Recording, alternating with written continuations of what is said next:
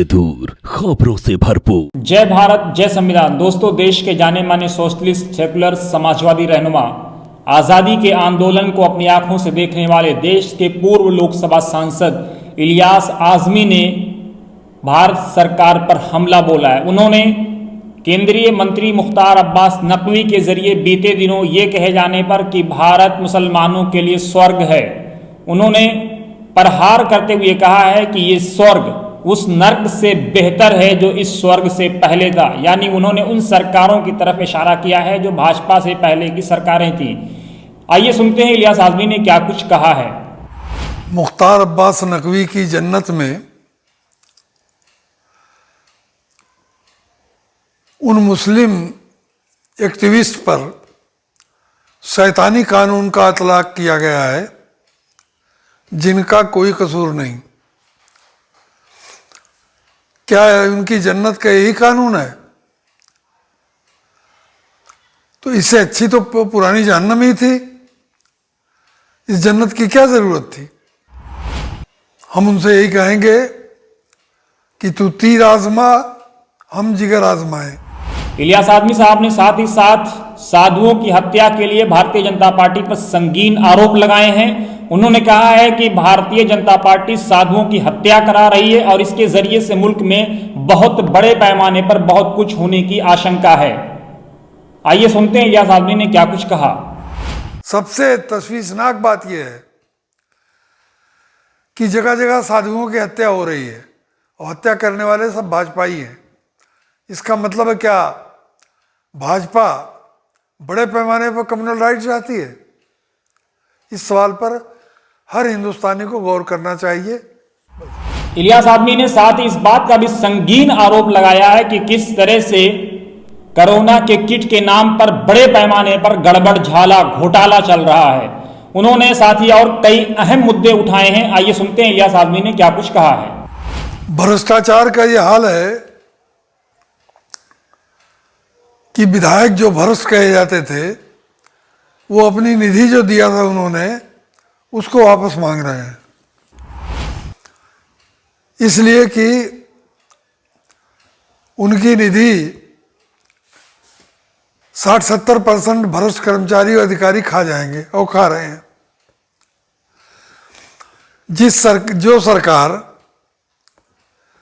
Corona virus की इस महामारी में भी भ्रष्टाचार से बाज नहीं आ रही है और चीन से 245 रुपये की किट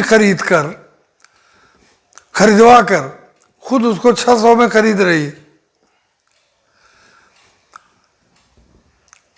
जब रिलीफ के सामान में इतना बड़ा भ्रष्टाचार हो रहा है कि कहीं भी सरकारी एजेंसियों द्वारा कोई खर्च नजर नहीं आ रहा है।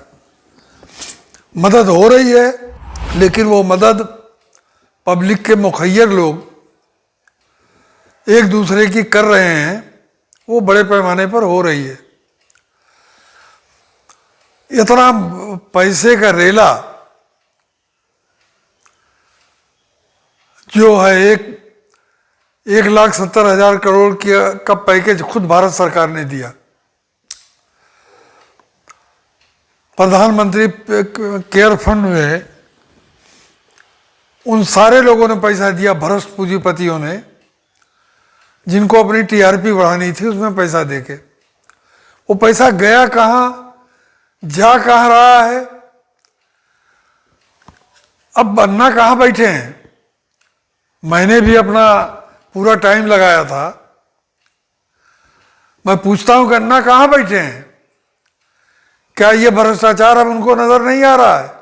भारत सरकार की हालत है कि उन्हीं की पार्टी के राज उनको अपना हिस्सा टैक्सों में नहीं मिल पा रहा है। 1,70,000 करोड़ में उत्तर प्रदेश को कितना मिला? बल्कि मैं राज्य सरकारों की तारीफ करूंगा, चाहे वो भाजपा की हो चाहे दूसरी पार्टियों के हों, कि राज्य सरकारें पूरी मेहनत से कोशिश कर रही हैं लेकिन उनके पास संसाधन नहीं है। तो मैं ज़्यादा न कह के ये कहूँगा कि जनता को मूर्ख मत समझिए,